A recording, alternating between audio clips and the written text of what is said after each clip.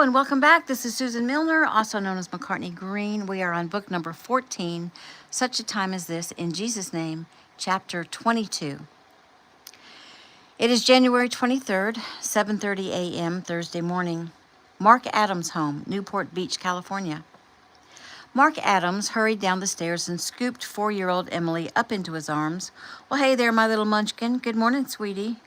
Good morning, Daddy, she replied loudly and then hugged his neck. Is you going to work today? It's, are you going to work? And yes, baby girl, I'm going to work. I don't want you to go. I miss you when you go. Well, I miss you too, Em, but I have to go help some people that God wants me to help. You don't want me to tell God no, do you? No. Always say yes to God, right? Right. Who is you helping? Who are you helping? Say it right.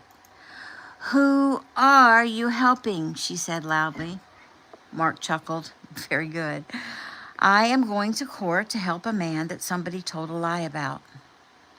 JoJo told a lie about me once, Em said with a frown. Oh, really?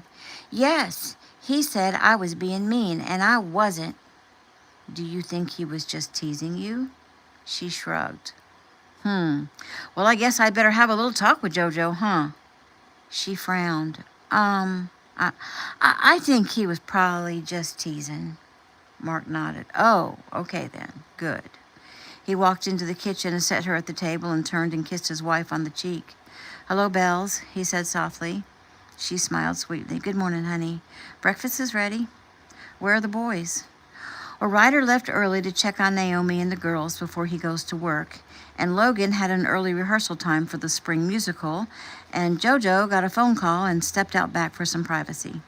Mark glanced out the French doors to see JoJo with his phone to his ear, pacing back and forth on the patio. I hope it's not a problem. Bella nodded. Me too. Early calls make me nervous. Mark smiled at her and pulled her close. How are you feeling? He said, as he placed his hand on her abdomen. And how's the little one?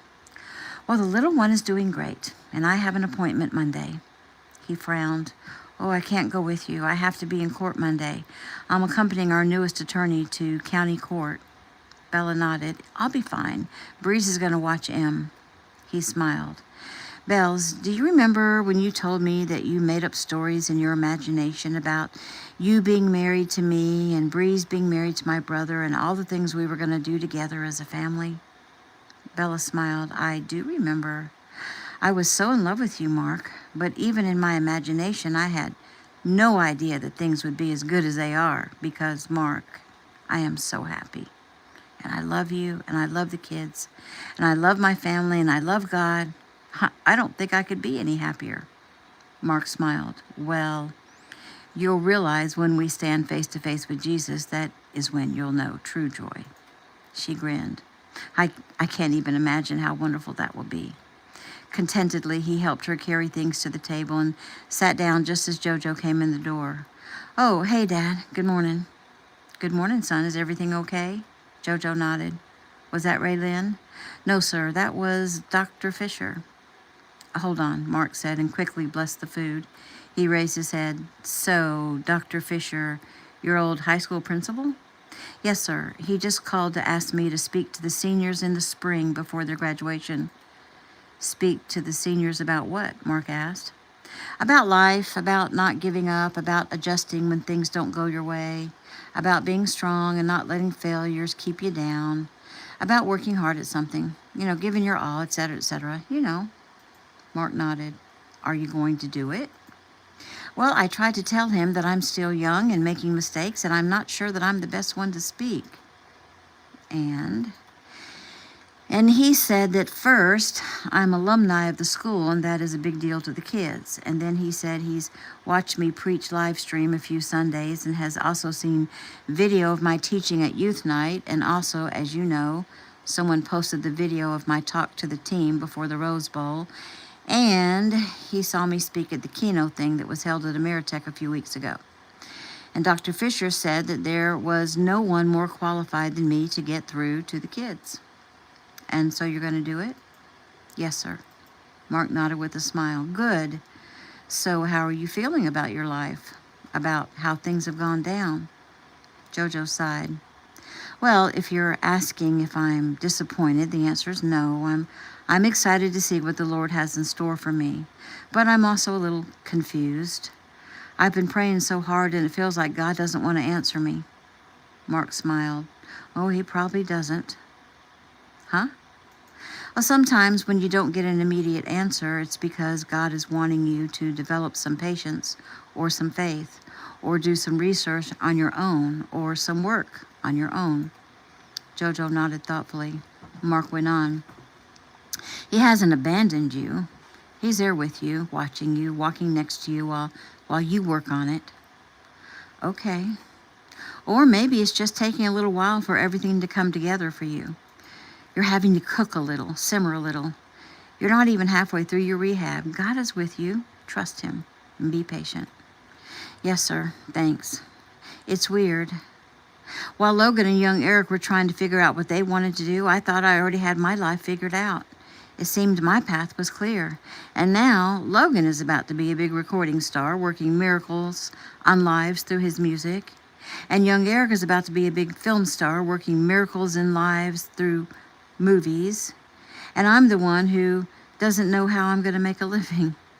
Even Ryder, who's lived with us one whole month, knows he's going to be a carpenter and possibly even a contractor to build homes for people. He says once he gets established, he wants to repair homes for people who are struggling. Mark nodded. He's doing well, and I'm proud of him. JoJo smiled. Me too. But here I am, Dad, thinking that I've found the one, the girl I'm going to marry, but I have no job, and I don't know how I'm going to support her. But man, I sure know how to throw a football, he quipped sarcastically. Mark frowned. Well, you know so much more than that, son. Maybe you should watch the same videos that Dr. Fisher was watched. He sighed. So, Joe, I think I need to apologize to you. Why? What did you do? JoJo said with a smile. No, I'm serious. I'm thinking, I shoved football down your throat. I played. I was good. How good would my son be? Maybe I was pushing my own dreams on you, and now you feel like you've wasted half your life playing football. I didn't say that I feel like I've wasted my life on football. Did I say that? I don't think I said that. No, but here you are, your football career over, a girl you think you want to marry, and no job. Well, I'm still young, Dad. I'll find work. I just need to trust God. I'm sure he has plans for me. It just might take some time. Mark smiled and nodded. And JoJo blinked. Oh, very good, Dad. You pulled a granddad on me. A small one, Mark said with a smile. But really now, tell me, what do you think you have going for you? JoJo sighed. Well, football has done a lot for me because I'm a leader. I'm a warrior, a fast thinker, decisive. I still love football. I think I can help young guys achieve great things in their football careers, but even more help them in their lives. I mean, look at Granddad. He teaches martial arts, right? But truly, he teaches so much more than that. He changes lives for the better. And like you, Dad, you defend people in court, but you do so much more than that. You change lives for the better. I think I can use football to change lives for the better. I mean, they call me preacher. It seems to come naturally to me. And I love working as a youth minister. I really do. I feel like I'm already making a difference in the lives of the kids. I guess Dr. Fisher believes I am too, or he wouldn't want me to come and speak to the seniors. And also, he also said something kind of weird. Like what? He said he wanted to get to me first because he wasn't the only one thinking along these lines of asking me to speak. He said he was at a state meeting of high school principals and they all were talking about me. Mark's eyebrows rose. Really? Yes, sir. He said they were talking about having me come and speak at their schools. Not necessarily for graduation, but just to have me speak and interact with the kids, like in a Q&A. He said I should consider motivational speaking as a career because that's what I'm doing anyway, and I may as well get paid for it. Mark smiled. Now, I like the way he's thinking. JoJo smiled. You know I have no problem speaking in public. I'm not shy. I'm pretty confident. My mind thinks fast, but Could I make enough doing that to support a family and buy a home and pay the bills? Well, first, kiddo, you know you have quite a nest egg put away for you, so your bills will be paid. And do you realize how much speakers are being paid? JoJo nodded. I've heard they make ridiculous amounts. Mark shrugged. Some do. I mean, some amounts are ridiculous, especially for the lack of information they're spewing. But you, JoJo, have substance. I want you to let this settle in your mind a bit and take it to the Lord in prayer and fasting. Yes, sir. Mark smiled. So, JoJo, would you mind if I do some research and maybe put your name out there a bit and see what actually turns up? Just as an experiment? JoJo shrugged. Sure, go ahead, swing away. And here's a few more things. I know you told Lyle Keith that you would coach him once you get through rehab. I didn't want to say anything to you until you finish rehab and get back at it and see how that goes. But personal coaching from you would be something pretty much any QB in the country would pay big bucks for. Though for you, I wouldn't go one-on-one. I think more about training camps. Reach a lot of kids. Maybe even start a foundation for underprivileged kids to go to camps too. And here's a big one. Several companies have reached out to me, since I'm your representative, to get your endorsement. Some big guys, the usual, shoes, jerseys, etc., and also some smaller companies, including Brian Cantor's sports equipment business. They're just waiting for you to finish rehab. There are so many streams of income, JoJo, I don't think you're going to want for anything, you or your wife. JoJo smiled, thinking of Ray Lynn as his wife and starting a life with her and taking care of her and buying a home with her and having kids with her. He blew out a breath. Oh, he was getting way ahead of himself. First, he'd better see if she's even thinking along those same lines, and he can't ask her that so soon because it's only been a month. Second, he'd better get his life together and on some sort of plan or trajectory. Hello? Did I lose you? Mark said. Oh, no, sir. I was just thinking. Well, think, pray, and be patient. You have many options in front of you. Coaching, speaking, endorsements, running a foundation for youth sports, and enclosed in all of those things, a ministry. You have a very bright future for someone who only knows how to throw a football. JoJo sighed. Thanks, Dad. Mark rose and picked up his plate, which Bella immediately took from his hand. You're welcome, son. I love you. I believe in you, and I have many resources to help you do whatever it is you want to do. But for now, I have to get to court. JoJo stood and hugged his father, then watched him kiss his wife and his little girl and take his leave. And Bella smiled at JoJo and came to him and hugged him.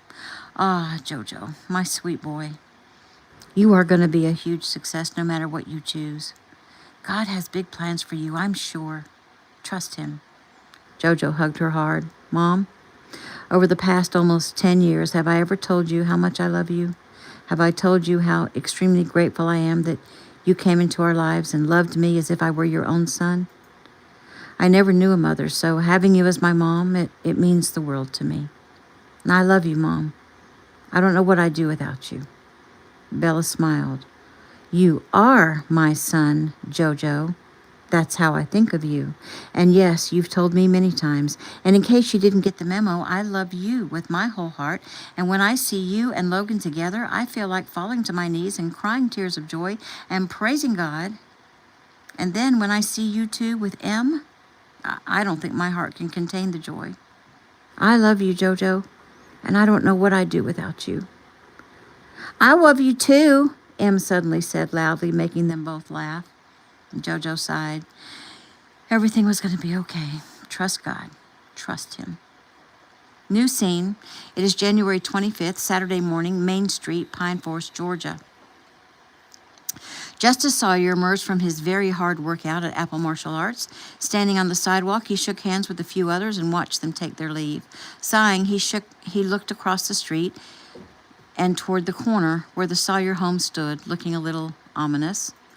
That house is where his ancestor Knox Sawyer began a life with his sweetheart. That house is where Justice met Lily, a girl he couldn't imagine himself without. A girl he was now pretty sure he would eventually ask to marry him and make her his wife and a mother to his children. A girl who was the only one that made him feel alive again. He drew his eyes away from the house and looked south to the GTCC as the doors opened and Lily and Daisy walked out into the cold gray morning. Immediately, the day brightened. The sisters were a phenomena. They were beautiful, yes, that was a given, but they were bright and happy and strong, both physically and spiritually and emotionally. The Tanner girls definitely had no daddy issues like a lot of girls these days. The girls smiled and raised their arms in greeting, and Justice trotted across Main Street and met up with them. "Hey, ladies," he said. "Hey, Justice," Daisy said cheerfully. "How was class?" Justice sighed. "It was hard, but I'm loving it." He looked into Lily's eyes. "Lily, how are you this morning?" "I'm good." "She's hungry," Daisy said quickly, "and she told me she hoped you were up to buy her a late breakfast." He smiled warmly. "I'll buy you, Lily, anything you want." "Aw," Daisy cooed loudly, making everyone roll their eyes. Lily giggled. "Shall we go to the Church Street Diner where we had our first breakfast?" "Sounds lovely. Daisy, are you coming?" She shook her head. "No, sorry, I'm on an errand to run to Joe's and grab Lena's house designs to bring back to Rose so she and I can go over them and give her our ideas and our approval." Justice smiled. "Your approval. These are the plans for Lena and Jake's home?" "Yes." "Does Jake know that you girls are helping to plan his home?" Daisy shrugged with a laugh. "Well, he should know. He's known us all his life. If he hasn't thought about it yet, he will. He's smart. He'll figure it out." Justice laughed. "Okay, I see how it is." He took Lily's left hand. "Shall we drive, or do you feel like walking?" "Let's walk," she said softly. "Well, I'm off," Daisy said, and hurried north toward Joe's. Justice and Lily also turned north to head to the light so they could cross the street, and they stopped, of course, in front of the house, Lily's place, and looked up at the building. It was very noisy right now, a lot of hammering and drilling and men talking. They had already cut out doors on the north side of the house on either side of the fireplace and were now busily building a giant deck on the side. Inside the house, they knew the men were working on plumbing and electrical. The house itself was pretty much gutted. Justice gestured toward the two front windows. "Just think, Lily. Soon, those windows will be gone, and instead there'll be a giant picture window with Lily's place etched in bright yellow letters." Lily smiled. "And don't forget the Lily logos." "Oh, the beautiful flower. How could I forget that?" he said softly as he turned to look at her. Reaching up, he brushed some hair back from her cheek. "I think it's very cool that God named a flower after you." Lily giggled. He smiled at the sound and looked her over. Her hair was down. She wore jeans and a blue plaid shirt and her tan quilted jacket. Her blue eyes shone, her pink lips smiled. Her right arm was in a cast and cradled in a sling, and that made him frown. He turned and nodded at the house. "I was thinking that my ancestor, Knox Sawyer, probably stood right here in front of this house with his love by his side as they were getting ready to start a life and start a family." He cleared his throat. "And here I am, his great ×5 or so grandson, standing right here in the exact same place with the most amazing girl at my side." His heart swelled as he turned to gaze at her. "Lily." She looked into his eyes at the serious tone in his voice. "Yes?" "Have you given any thought to us?" She swallowed. "What do you mean?" "I mean our relationship. I was wondering if you see a future that includes you and me together." She shrugged. I hope I do." He sighed. We've grown close, or in my mind we have. I've kissed you, but we've not really talked about what exactly it is we're doing. What we're thinking, where we're headed." Lily nodded. I'm not quite sure what to say." He smiled. "Okay. I'll be the brave one. I know we've only known each other a short time. Still, it feels like God brought me here. Yes, for the house, but maybe, like my father and your father both said, maybe that was a means to an end. So what I'm trying to say is, Lily, you're more than just a sweet girl that I'm interested in. You have changed my life." She frowned. "How?" "Well, before I met you, I was in so much pain. I was in constant darkness. I had to fight hard every day to find my gratitude. I had to force myself to get up and go to work and eat and work out and even to pray. I was struggling. But coming here and meeting you, Lily, you bring me light. I get up every single day with a smile on my face because I know I'll see you. Lily smiled, and Justice went on. You make me feel whole again. You make me want to be a better man. You make me hopeful. When I first told my grandfather the story of meeting you and the problem of us both wanting the same piece of property, he said the solution was right in front of me. And your family said the same thing. And I was afraid to admit it then, but now I feel like I need to tell you, Lily, that you are special to me. He sighed and shook his head. No, that's not what I want to tell you. I want to say that, well, I really like you. I mean, a whole lot. I like you too, Justice, Lily said quickly. He smiled and shook his head. Nope, that's not it either. It's more than me liking you, Lily. I'm falling in love with you. Her eyes opened wide. I can't imagine my life without you. So there. I was brave. I told you what's been going through my head. Please don't let that scare you off. Oh, I'm not scared, she said. He smiled. You're not? She shook her head and smiled. No, I'm relieved. Because I was afraid that the things rushing around in my head were just a silly girl's romantic musings. You know, dreaming of my Prince Charming kind of thing. All my sisters found someone special. I thought maybe I was meant to be the old maid, Aunt Lily, who teaches their children to bake cookies. Justice chuckled. Old maid? Really? She shrugged. Well, I'm not always confident like Rose. I'm just me. Just you. Well, Lily, you are the most amazing girl I've ever known. She smiled at him, turned toward him, and put her left hand on his chest. Justice, I'm feeling the same way you're feeling. I think I'm falling in love with you. It might be too soon to say that. I'm afraid of messing everything up, but there it is. The feelings are strong, and every day when I wake up, I smile because I know I'll see you.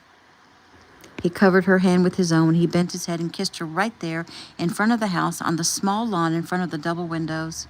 He watched her eyes flutter close as she uttered a soft sigh in the back of her throat. There seemed to be a soft hum in the air, and then a vibration, and the wind began to blow, and then there was a loud explosion as the glass from the double windows in the front of the house burst outward and sprayed them with thousands of tiny particles of glass and wood. The force knocked Justice and Lily down. Lily lay there on the walk, stunned, while Justice scrambled to check on her. He rolled onto his knees and bent over her. Lily, baby, are you okay? She moaned and looked up at him. What happened? I'm not sure. There was some sort of explosion. I've got to go make sure the workers are okay, but I need to make sure you're okay first. I'm okay. You have little cuts all over your face, tiny little dots of blood all over your face and neck. He pulled up her left arm, but it was covered with sleeves from her shirt and jacket. She blinked up at him. You have little cuts all over you, too. Sighing, he rose slowly, then reached down, helped her up as men ran from the house to check on them. Are you two okay? Mr. Hanley asked. Yes, I think so, Justice replied. Rose arrived from the community center, and Daisy came back from Joe's, and John Apple came running from across the street. What happened? Are any of your men hurt? John asked immediately. Mr. Hanley shook his head. No, and I don't know what happened. It's like the front windows spontaneously blew out. How? How can that happen? Justice said, but even as he said it, he knew the answer. He looked up at the house. The enemy here in this place was strong, much stronger than he ever imagined it could be, stronger than he'd ever seen it manifest. Though really, is that true? Because who knows what sent his family down into a fiery crash? There was no one working on a gas line or water line, Hanley said. We all felt like a vibration, a rumble like distant thunder, and then boom, the windows just shattered and flew outward. I've never seen anything like it. It was almost like a supernatural event. John sighed, glancing at Justice and Lily. You guys are all cut up.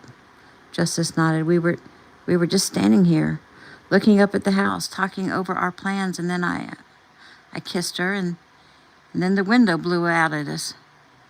At you? Rose asked. Just a shrug. That's how it seemed. I mean, it almost seemed like the house was sending a message. Rose looked at her Uncle John and then at Lily and Daisy. She frowned. Well, here's a message right back.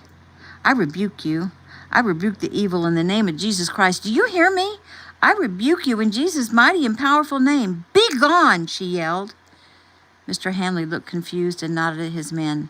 Let's get back to work. It's 2 hours until lunch. Jack, will you grab a broom and get this glass up off the sidewalk and out of the grass the best you can?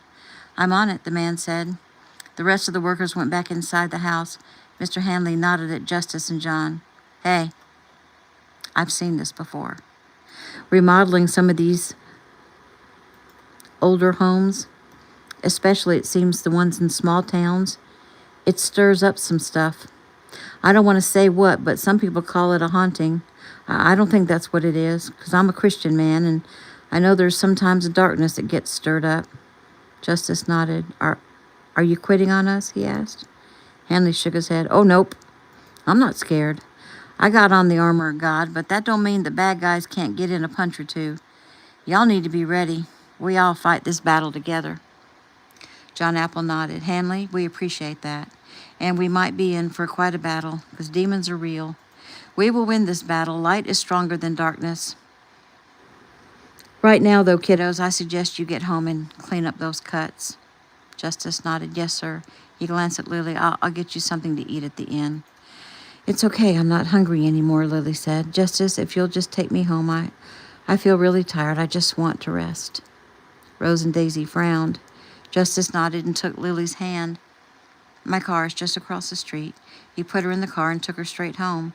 Lizzie smiled as they came in the door, but immediately frowned. Oh, my goodness. What happened? Justice sat Lily in a kitchen chair. A window exploded right in front of us at the house. Exploded? Lizzie exclaimed as she immediately grabbed supplies and started cleaning up the tiny dots of blood all over Lily's face. When she finished that, she made Justice sit and took care of his face, too. Do you think it will scar? Lily asked. Lizzie shook her head. No, the cuts are so tiny, smaller than a needle. She took some antibiotic ointment and softly tapped it on each little spot as she asked questions about what actually happened and listened intently as they tried to explain a supernatural occurrence. She shook her head. Well, this is very upsetting, and I wish Keegan was here. Where is he? Lily asked. Your father had to go up to North Georgia to see about a case that Ameritech is working on. Well, when will he be back? It'll be a few days. Where's Iris? Well, since being sick, she still doesn't have much energy, and so she's in the den watching Swan Lake. Again? Lizzie smiled and nodded. She's obsessed. Justice smiled. Are you talking about the ballet? Yes, she loves ballet. Well, if a child has to become obsessed with something, that's not a bad thing, right? Lizzie giggled. Right. She's also obsessed with watching Gabe's videos. She watches them over and over. Again, not a bad thing, Justice said. Mom, Lily began, I am so tired. Do you need me to help you with anything, or would it be okay if I go lay down for a while? Lizzie frowned. No, sweetie. If you're tired, go take a nap. Justice took Lily's hand. I'll help you up to your room, Lily, and then I'm going to go talk to Granddad about this latest thing, because enough is enough. We have to do better. He turned to Lizzie. Mrs. Tanner, while your husband's out of town, if you need anything, I'm available for you. Oh, thank you, hon. That's sweet. I'll add you to my list. Your list? She nodded. There's John Apple, Chaz Stewart, Nolan Sawyer, C.J. Blackman, Jericho Jones, and all 5 of his employees. Justice nodded. Well, it sounds like I'm in some good company. You are indeed. New scene. It is January 25th, Saturday morning, at the Keno Estate, Crystal Cove, California. Cam checked himself in the large bathroom mirror and smiled as his beautiful wife came up behind him. Oh, you look very handsome, she said softly. Thanks. Are you nervous? Are you reading me? Sorry. He smiled. I wouldn't call it nervous. I may be a bit anxious. I get it. How long has it been since you saw your parents? He sighed. It's been almost 10 years. I'm 30 now. I saw them briefly when I was a junior in college. Jeffy sighed. So, how old is your mom? She's 55. Jeffy nodded. She actually doesn't look too bad. Well, I probably wouldn't even recognize her on the street if Joey hadn't given me the surveillance fit photos. She hasn't aged too badly, though your mom is 10 years older and looks 10 years younger than my mother. Though comparing her to your mom isn't really fair. Compared to Shelley, most people don't age well. He looked at his own face. Guess I've changed quite a bit, don't you think? Jeffy laughed. Yes, you changed from a little boy into a hunky man. Cam sighed. I wonder what she'll think of me. It doesn't matter, Cam. Think of it this way, Jeffy said, looking at his face in the mirror. You have nothing to prove to her. If she doesn't appreciate that her son has grown into an amazing, strong, accomplished, highly intelligent man with a wife and a beautiful son, then she's unworthy of you, not the other way around. Cam nodded. I think I'm second-guessing my decision a little bit. I mean, she and my father didn't ever see any my worth or value, so why did I even reach out? Because you forgave them. You let go of that resentment, babe, and I'm so proud of you for that. And you're giving them a chance to meet their grandson, and it will be interesting to see how she reacts. And if she acts indifferent or untouched, then, well, you gave her a chance, and then you just let her go, this time for good. You just don't forget that you are an amazing man, Cameron Wallace. My father and mother see your great worth and love you very much and are so proud of you. My brothers and sister feel the same way. They are proud of you and they love you. She put her arms around his waist and hugged him tight. And now, Cam, you have your great-grandfather, and he sees your worth and loves you and is so very happy that he found you.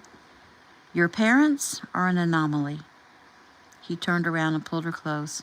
She smiled up at him. Oh, Cam, I'm so glad that you didn't give up on me. I've loved you for so long, and I'm so grateful that God brought us together.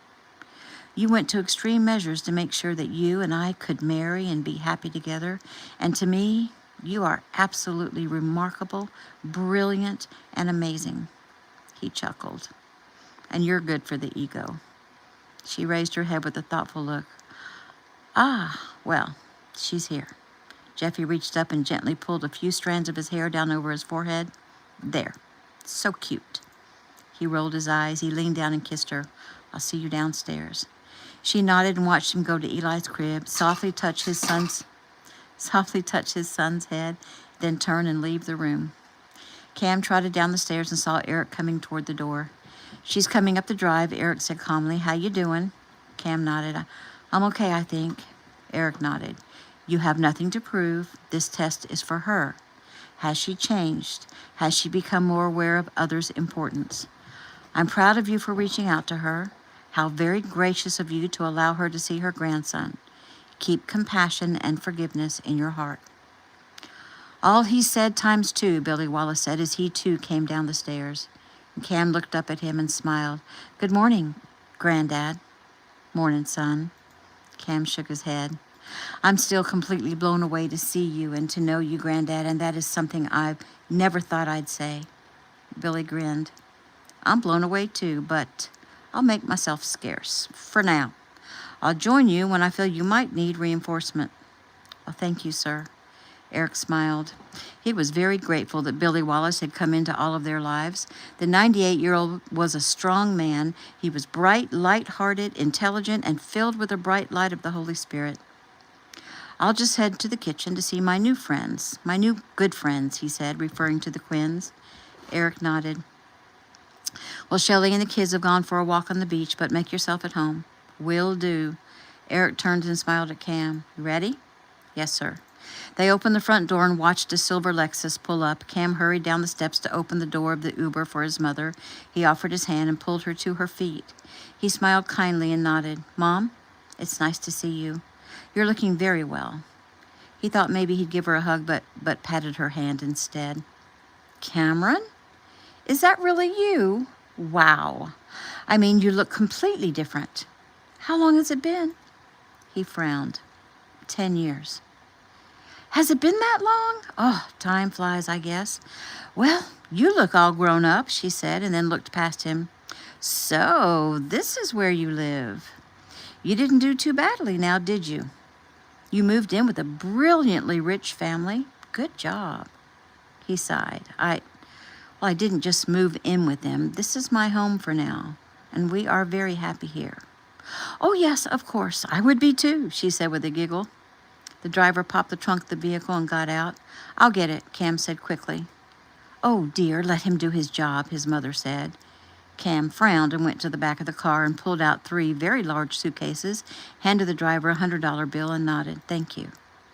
You're welcome, sir, the older man said, tipped his hat, got back in his car, and pulled away. Cam grabbed 2 of the pieces of luggage and nodded his head at his mother. Go ahead up. Eric opened the door and smiled. Mrs. Wallace, he said kindly, welcome. Oh, thank you very much, Eric. It's nice to see you again. You have a lovely place here. Thank you. Cam, take those to Bree's old room, he said as he ushered Anna Wallace inside through the foyer and into the living room. He smiled at the woman. My wife is currently on the beach with the children, but Jeffy will be down soon. She's nursing the baby. Can I get you anything? Something to eat or drink? Oh, well, I would simply adore a breakfast mimosa, she said with a bright twinkle in her eyes. And Eric sighed. Well, I don't have any champagne in the house right now, but I do have some fresh orange juice or maybe some papaya juice. Would one of those do for now? Papaya juice sounds good. Thank you. Cam came back down and headed out to get the last piece of luggage, and Eric gestured around.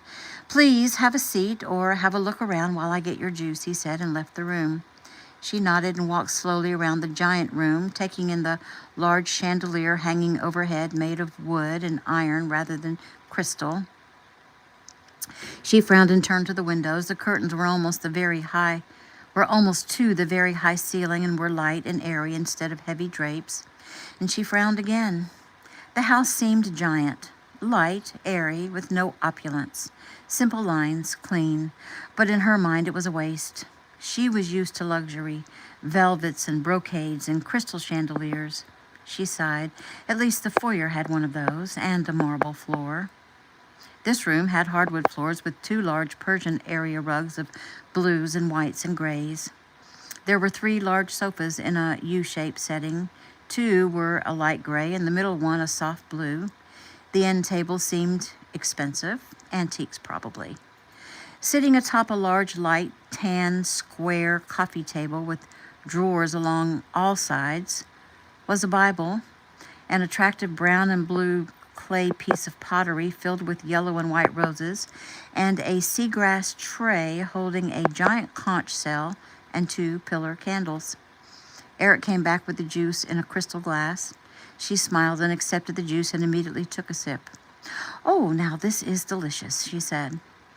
Cam came trotting back down the steps. I've put your bags in the room. Just let me know if you need anything else. I will. Cam took a second to look the woman over. Her once brown hair was now brown and gray, mostly gray. It was long and perfectly styled, as usual. Her makeup, too, was perfectly applied. She wore large, dangly gold earrings with pearls hanging down from the gold, and a silver chain around her neck with a medallion of silver and diamonds. It seemed a bit much, but maybe she was trying to impress the Kinos. Her dress was orange-colored silk, with burgundy prints of feathers, long and flowy, like loungewear. It was flamboyant and low-cut, but that was how his mother always dressed. He figured it was to get noticed. It seemed she always needed the attention, or craved it, actually. It suddenly dawned on Cam that she did indeed crave attention. He wondered about her history. He realized he knew almost nothing about her, not really. He'd never met his grandparents. Were her parents even alive? He didn't know. And suddenly he wanted to know all about her. What made her like she was? Because people who craved attention were usually people who'd been ignored or traumatized in some way. They were people who were unsure of themselves, unsure of their own worth. The spirit moved, and the epiphany was instant. He'd been wrong to resent her. It was time for him to be the bigger man and see why his mother was like she was. He smiled kindly at her. Mom, would you like to sit down and catch up on old times? Fill me in on what you've been doing. She laughed. Oh, Cam, you don't want to know what I've been doing. I'm sure it would be very boring. He shook his head. No, actually, it wouldn't be boring to me at all. I'm really and truly interested. Her eyes opened wide, maybe in surprise, but also in what he thought was fear or maybe sadness. He smiled warmly. Please, Mom, sit down. Tell me how you came to live in the Turks and Caicos. She smiled and took a seat. Very well, if you're really interested. I really am, Cam said softly, and Eric smiled. He recognized immediately that Cam's heart had been touched by the Holy Spirit and healing was about to take place. Well, this sounds like a private conversation. I'll go find my wife. Anna, it's nice to see you again. Cam, call me if you need anything. Yes, sir. Thank you, Grandmaster Kino. New scene.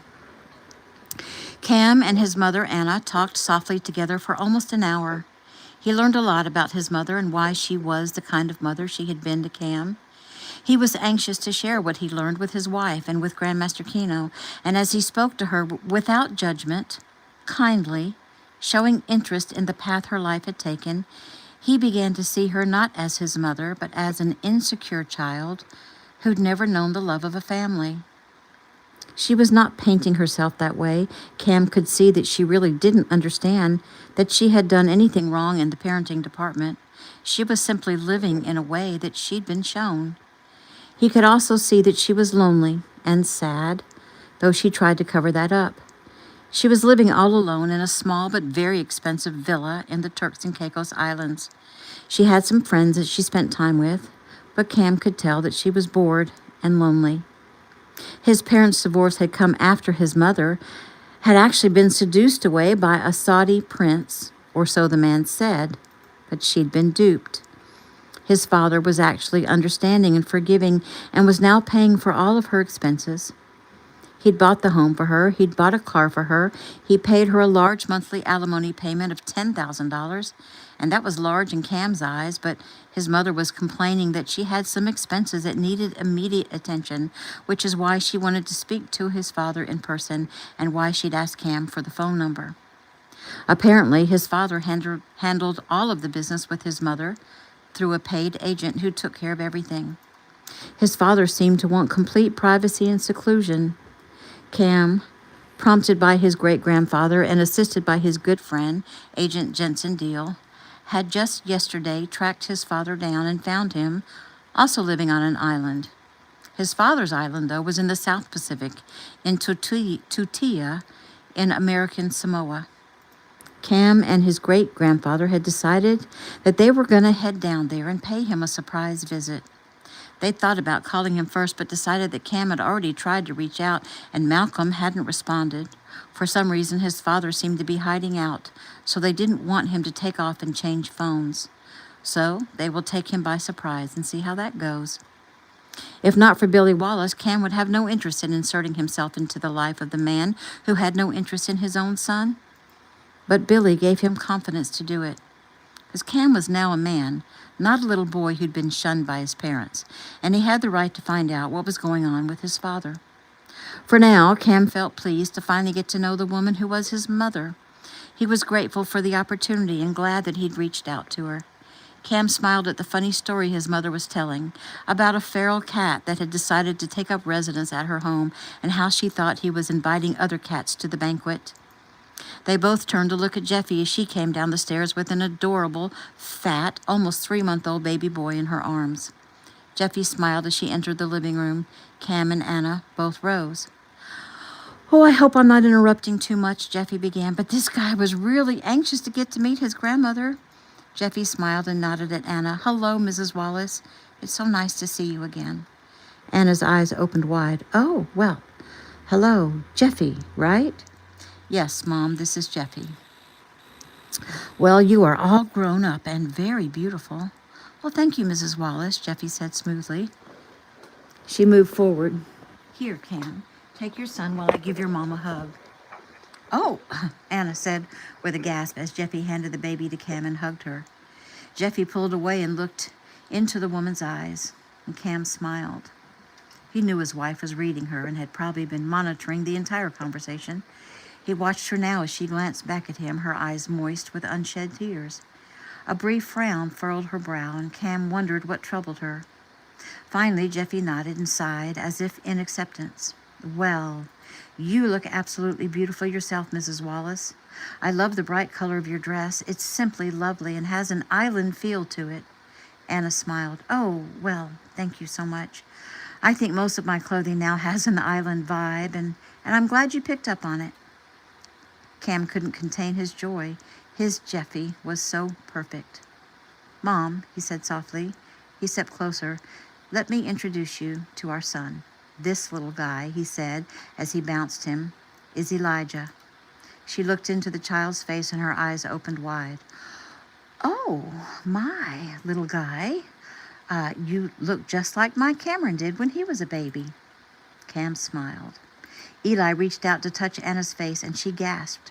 Her eyes moistened and she placed her hand over the tiny fist. Well, hello there, she said sweetly, obviously affected by the child's beautiful, loving spirit. Would you like to hold him? Jeffy asked. Anna's eyes opened wide. Will he let me? I don't want to make him cry. He'll let you, Cam said. Eli loves everyone. Before she could refuse, he held him out to his mother, who carefully took him in her arms. She smiled at him and gave a tiny bounce. Oh, well, hello there, little Eli, she said softly. My goodness, aren't you a big boy? Oh, you really are just so very sweet, aren't you? Jeffy and Cam looked at each other and turned to smile at Cam's mother, holding their son, holding her grandson. Let me get a pic of that, Shelley said as she came into the room, her phone already taking dozens of pictures. Shelley moved closer. Hello, Anna, Shelley said. It's so nice to see you again. You are looking as beautiful as ever. Anna smiled and nodded, still holding Eli. Well, thank you, Mrs. Keno. It's nice to see you, too. Oh, please, call me Shelley, she smiled. Well, I just wanted to poke my head in. We were trying to give you some good time to talk to Cam and wind down, and now you can have some time to get to know your grandson and your daughter-in-law. We'll have some lunch ready in about an hour. When you're ready, Jeffy and Cam can show you to your room. It's been an exciting day, and I imagine you might need to rest.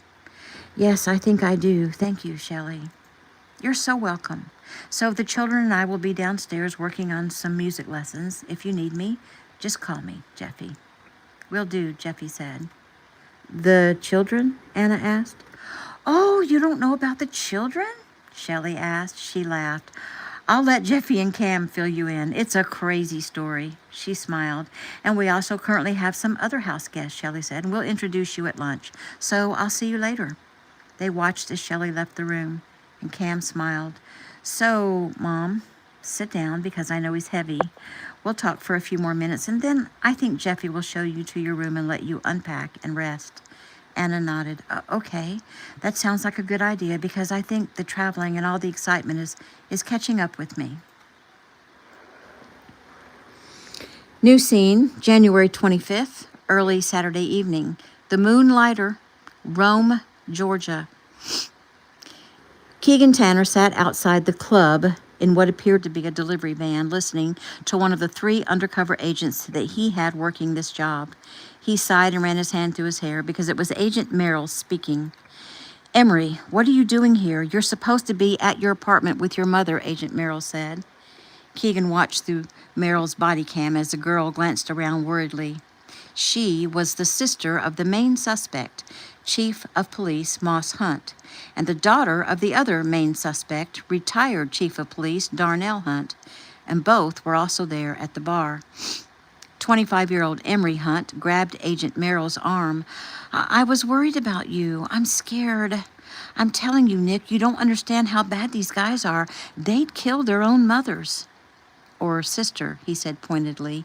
Emery, I have people helping me. I'm going to be okay. Now, I need you to leave and go back to your apartment and stay with your mother, and I need you to hurry before you mess everything up. It's all about to go down. Now, you have to go. But how is it going down, Emery said. His eyes narrowed. Why, Emery? Are you going to double-cross me? No, of course not. I want out, but I'm scared. Take her out, Keegan said. Sir, Agent Merrill said, take her by the hand and pull her out here. Roger that. Who are you talking to? Emery said. Agent Cruz, Keegan said. Take Emery home, pick up her mother, and take them both to the safe house. Good copy, Agent Cruz said. Agent Merrill took Emery by the hand, pulled her out of the bar and to the side of the building. He met Agent Cruz. Emery, this guy is a friend of mine. I want you to go with him. Go get your mother and go with him to a place where you'll be safe. But I don't have time. I'll explain it all later. Please, Emery, I want you safe. You have to trust me.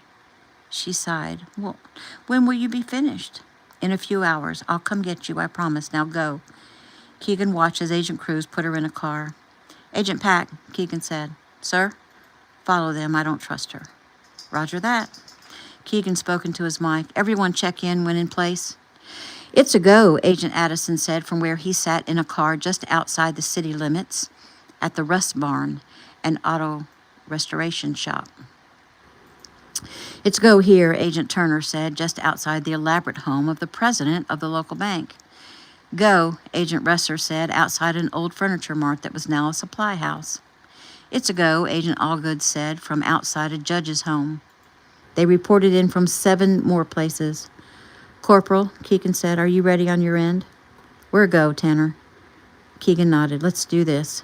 One by one, 20 agents filed inside the bar or stood near the entries and exits, vested, armed, and ready. The next minute, people came running and screaming from the bar, but they didn't get far. Every single person was ID'd and vetted before they were allowed to take their leave. At the same time, busts were taking place in 11 other places in or around the city of Rome, Georgia. It all went down clean. Darnell Hunt and both his boys, Moss and Barry, several of their closest friends and partners in crime, 2 police officers, 2 sheriff's deputies, 2 commissioners, the bank president, a crooked judge, a chop shop with 13 present, a drug supply house with over 20 present, including dealers, sellers, buyers, and last but not least, 2 motels were raided, the bases of prostitution and trafficking rings. 2 AMT agents were injured protecting others from an explosion at the drug house, but were okay. A few noses were broken, a few eyes were blackened, pretty much though it all went down clean. The hard part now was processing all the perps, tagging and bagging all the evidence, and listening to all the sob stories. The good thing was the crooked judge and officers were also arrested, and these guys were not going to turn around and get right back out on bail. Most of them were facing murder, wrongful death, kidnapping, and felony drug charges. Some were facing bribery, extortion, perjury, obstruction of justice, abuse of power, or violating their oath of office. It was going to be a mess, but it had to be done. Several hours later, Keegan was exhausted as he gave a full account to Jason, Joey, and Jeff. Good job, Division Chief Tanner, Jason said formally. Thank you, sir. To be honest, we couldn't have done it without Corporal Byron Camp at the GBI, so I'm thankful for him working with us and, of course, for Ameritech. I hear you, Tanner. Keep up good relations with the Gov is always a plus as long as the relations are with honorable guys. Understood. Have you called your wife? Not yet. Do it, and then get some rest. Yes, sir, Keegan said with a sigh. And Tanner, this is going to be all over the news, so when did you intend to let Agent Blackman and Mr. Jones in on what went down? Well, I was going to tell them briefly tonight and fill in the details when I get home on Monday. They are actually at my home as we speak, having a movie night with the girls. Good. You can kill 2 birds. Keegan nodded. That was the plan, sir. Jason chuckled. Great minds. Right? Keegan agreed with a laugh. Colossians, or Colossians, however you want to say it, chapter 3, verse 13, bearing with one another, and, if one has a complaint against another, forgiving each other, as the Lord has forgiven you, so you must also forgive. And Ephesians 6, chapter 6, verse 13, children, obey your parents in the Lord, for this is right. Honor your father and mother. This is the first commandment with a promise, that it may go well with you and that you may live long in the land. The Lord put it on my heart to give 2 scriptures this time and to further expand on these scriptures.